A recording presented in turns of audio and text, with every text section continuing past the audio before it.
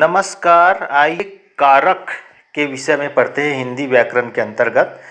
क्या है कारक? देखिए यहाँ पर कुछ वाक्य लिखा हुआ है। विकास ने पौधा लगाया, रमेश वृक्ष से गिर पड़ा, यह दिनेश की किताब है, गुरु के लिए भेंट लाओ, पैसा अलमारी में रखे हैं। तो यहाँ पर हम देखते हैं ने, से, की, के लिए में प्रयुक्त हुआ है। इसी को विभक्ति चिन्ह या परसर्ग कहते हैं। ने, से, के, को, के लिए। आइए एक बार तो कारक क्या है देखिए यहाँ पर। विकास ने वृक्ष से, दिनेश की, गुरु के लिए, अलमारी में। तो इसको कहते हैं कारक। विकास ने वृक्ष से, दिनेश की। कारक की परिभाषा आज जानते हैं। देखिए, संज्ञा या सर्वनाम के जिस रूप से उसका संबंध वाक्य के अन्य शब्दों के साथ प्रकट होता है उसे कारक कहते हैं। यदि कारक नहीं होगा चिन्ह तो स्पष्ट वाक्य में स्पष्टता नहीं आएगी। कारक के भेद। कारक के 8 भेद होते हैं। पहला है कर्ता कारक, दूसरा है कर्म कारक, तीसरा है करण कारक, चौथा है संप्रदान कारक, पांचवा है अपादान कारक, छठवां है संबंध कारक, सातवां है अधिकरण और आठवां जो है संबोधन कारक है। आइए विस्तार से सभी कारक को जानते हैं। संज्ञा या सर्वनाम के जिस रूप से क्रिया के करने का बोध होता है उसे कर्ता कारक कहते हैं। इसका चिन्ह है विभक्ति चिन्ह ने। देखिए यहाँ पर एक वाक्य है, डाकू ने डाका डाला, शोभा ने दरवाजा बंद किया। तो यहाँ पर देखिए कर्ता कारक है, डाकू ने और शोभा ने जो है कर्ता कारक है, क्योंकि यहाँ पर परिभाषा अनुसार क्रिया के करने वाले का बोध हो रहा है। डाका डाला किसने? डाकू ने। दरवाजा बंद किया किसने? शोभा ने। तो यहाँ पर डाकू ने, शोभा ने कर्ता कारक है और इसका विभक्ति चिन्ह है ने। चलिए अगले आते हैं कर्म कारक। वाक्य के जिस शब्द पर क्रिया के व्यापार का फल पड़ता है उसे कर्म कारक कहते हैं। इसका चिन्ह है को। तो देखिए यहाँ पर क्या कह रहा है, क्रिया के व्यापार का फल पड़ता है उसे कर्म कारक कहते हैं। आइए एक वाक्य से समझते हैं।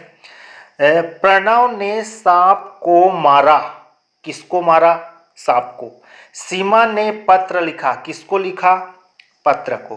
तो यहाँ पर सांप को और पत्र क्या है? कर्म कारक है, क्योंकि यहाँ पर क्रिया के व्यापार का फल माना किसको? सांप को। लिखा किसको? पत्र को। यहाँ पर पत्र को जो है विलुप्त है लेकिन को छुपा हुआ है। चलिए अगला है तीसरा करण कारक। कर्ता जिस साधन के द्वारा क्रिया करता है उसे करण कारक कहते हैं। करण कारक का विभक्ति चिन्ह है से, के, द्वारा। तो देखिए यहाँ पर साधन के द्वारा क्रिया करता है। देखिए, विधि कलम से पत्र लिखती है, लक्की गेंद से खेल रहा है। तो यहाँ पर साधन है, किससे लिखती है? कलम से। किससे खेल रहा है? गेंद से। तो साधन के रूप में जहाँ पर उपयोग होता है वहाँ पर क्या होता है? करण कारक है। तो यहाँ पर कलम से, गेंद से जो है करण कारक है। तो यहाँ पर करण कारक का उपयोग किया गया है। चलिए इसके बाद अगला जो कारक है संप्रदान। कर्ता जिसके लिए कुछ कार्य करता है अथवा जिसे कुछ देता है उसे व्यक्त करने वाले रूप को संप्रदान कारक कहते हैं और इसका विभक्ति चिन्ह है को, के लिए। देखिए यहाँ पर क्या करता है? कुछ देता है या उसके लिए कुछ कार्य करता है, वहाँ पर क्या होता है? बोलते हैं संप्रदान कारक है बोलते हैं। वीडियो अच्छा लगे तो लाइक, शेयर और सब्सक्राइब जरूर करना। तो देखिए इसका कुछ उदाहरण हम लेते हैं संप्रदान कारक का, जो किसी को कुछ देता है या किसी के लिए कुछ कार्य करता है। तो यहाँ पर है, गुरु शिष्य को ज्ञान देता है, राजा गरीबों को वस्त्र देता है। तो यहाँ पर किसको देता है? शिष्य को। किसको वस्त्र दे रहा है? गरीबों को। तो यहाँ पर देने का काम या कुछ कार्य किया जा रहा है। गुरु जो है कार्य कर रहा है ज्ञान देने का शिष्य को। तो शिष्य को, गरीबों को संप्रदान कारक है यहाँ पर। तो संप्रदान कारक का ये उदाहरण है। अगला है संज्ञा के जिस रूप से एक वस्तु का दूसरे से अलग होना पाया जाए अपादान कारक कहते हैं। इसका विभक्ति चिन्ह है से। देखिए यहाँ पर वाक्य लिखा है राजेश घोड़े से गिर पड़ा, वृक्ष से पत्ते गिरते हैं। तो यहाँ पर अलगाव हो रहा है, घोड़े से अलग हो रहा है, वृक्ष से अलग हो रहा है। तो घोड़े से वृक्ष से यहाँ पर अपादान कारक है। तो यहाँ पर से हुआ है, जहाँ पर अलग होता है वहाँ पर कौन सा कारक होता है? अपादान कारक होता है। इसके बाद आता है संबंध कारक। संज्ञा के जिस रूप से एक वस्तु या पदार्थ का दूसरी वस्तु या पदार्थ से संबंध का बोध हो उसे संबंध कारक कहते हैं। और इसका विभक्ति चिन्ह है का, के, की, रा, रे, री। तो यहाँ पर क्या कह रहा है? वस्तु या पदार्थ का दूसरे वस्तु या पदार्थ से संबंध होता है। तो देखिए यहाँ पर एक वाक्य लिख रहा है, यह कमला की गाय है, यह नरेंद्र का स्कूटर है। किसकी गाय है? कमला की। किसका स्कूटर है? नरेंद्र का। तो यहाँ पर एक दूसरे से संबंध हो रहा है। तो जहाँ पर संबंध जुड़ रहा है वहाँ पर होता है संबंध कारक। तो यहाँ पर कमला की, नरेंद्र का संबंध कारक है और इसका विभक्ति चिन्ह है की और का। चल इसके बाद आते हैं अधिकरण कारक। शब्द के जिस रूप में क्रिया के आधार का बोध होता है उसे अधिकरण कारक कहते हैं और इसका विभक्ति चिन्ह है में पर। यहाँ पर क्या कहा जा रहा है? क्रिया के आधार का बोध होता है, वहाँ पर होता है अधिकरण कारक। तो यहाँ पर देखिए एक उदाहरण है, भंवरा फूलों पर मंडरा रहा है, तोता पिंजड़े में कैद है। कहाँ मंडरा रहा है? फूलों पर। क्रिया के आधार का बोध कहाँ कैद है? पिंजड़े में। तो यहाँ पर फूलों पर और पिंजड़े में जो है अधिकरण कारक है और यहाँ पर परिभाषा अनुसार क्रिया के आधार का बोध हो रहा है। क्रिया है मंडराना, कहाँ पर? फूलों पर। कहाँ कैद है? क्रिया कैद पिंजड़े में। तो यहाँ पर है अधिकरण कारक। फिर इसके बाद आता है अंतिम संबोधन कारक। जिस शब्दों का प्रयोग किसी को पुकारने, सचेत करने आदि के लिए किया जाता है उसे संबोधन कारक कहते हैं। इसका विभक्ति चिन्ह है हे, अरे। तो जहाँ पर हम किसी को पुकारते हैं, किसी को थोड़ा सचेत करते हैं, वहाँ पर होता है संबोधन कारक। देखिए इसका उदाहरण देखिए, हे प्रभु हम पर कृपा करो, अरे राहुल कहाँ जा रहे हो। तो यहाँ पर हे प्रभु और अरे राहुल जो है संबोधन कारक है।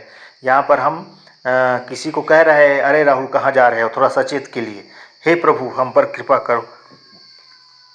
तो यहाँ पर जो है संबोधन कारक है।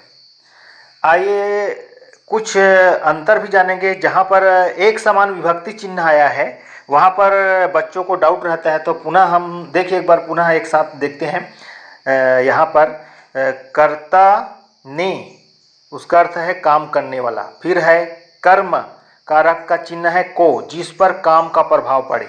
करण कारक का चिन्ह है से, के द्वारा, जिसके द्वारा कर्ता काम करे। संप्रदान कारक में को, के लिए, जिसके लिए क्रिया की जाए। अपादान कारक में से, अलग होने के भाव में। संबंध में का, की, के, ना, नी, ने, रा, री, रे यानी अन्य पदों से संबंध। अधिकरण कारक में पर क्रिया का आधार और संबोधन में है हे, अरे, अजी। किसी को पुकारने के लिए हम इसका इस संबोधन का उपयोग करते हैं। आइए यहाँ पर हम थोड़ा अंतर समझते हैं। करण व अपादान कारक में से रहता है, दोनों में से रहता है। तो थोड़ा अंतर से समझिए। विनोद कलम से लिखता है, किससे लिखता है? कलम से, करण कारक। फल वृक्ष से गिर गया, पूरा अलग हो गया, अपादान कारक। मीनाक्षी सीढ़ियों से उतर रही है, छूट रहा है सीढ़ियाँ, अपादान कारक। अरुण बाएं हाथ से लिखता है, किससे लिखता है? बाएं हाथ से, करण कारक। श्रेया करनाल से चली गई, अलग हो गई, अपादान कारक। कमलेश बस से गई, किससे गई? बस से, करण कारक। यहाँ पर साधन के रूप में उपयोग हुआ है। तो जहाँ पर अलगाव है वहाँ पर अपादान कारक, और जहाँ पर उसका साधन के रूप में उपयोग हुआ है, विनोद कलम से लिखता है, किससे लिखता है? कलम से, तो वहाँ पर है करण कारक। तो आपको ये करण और अपादान वाला दोनों का से रहता है, समझ में आ गया होगा। आइए थोड़ा सा और उदाहरण से समझिए।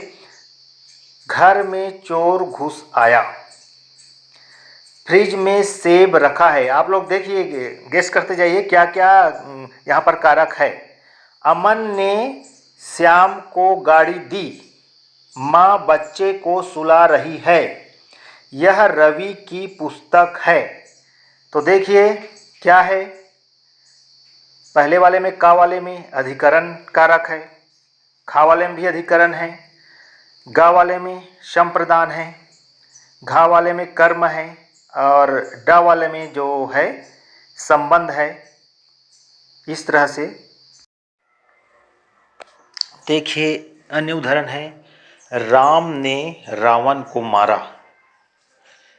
अगला है, गंगा हिमालय से निकलती है, सीता फल खाती है। क्या कारक है सोचिए। भूखों को अन्न देना चाहिए, महल में दीपक जल रहा है। देखिए सोचिए क्या क्या कारक होना चाहिए। यहाँ पर दिया है, पहले वाले में कर्ता कारक है, दूसरे वाले में अपादान कारक है, फिर सीताफल खाती है में कर्म कारक है, भूखों को अन्न देना चाहिए यहाँ पर दिया जा रहा है संप्रदान कारक है, महल में दीपक जल रहा है, कहाँ महल में, तो अधिकरण कारक है। तो कैसा लगा दोस्तों, लाइक शेयर व सब्सक्राइब जरूर करना। चलते चलते 2 लाइन की माँ पर समर्पित कविता। माँ तेरा यह अर्पण, मेरा जीवन कर गया तर्पण। माँ तेरा यह अर्पण, मेरा जीवन कर गया तर्पण। बड़ी फिक्र की हमारी गलत व सही राह पर, यौवन खोकर अपना महकाया है घर आंगन। माँ तेरा यह अर्पण, मेरा जीवन कर गया तर्पण। धन्यवाद।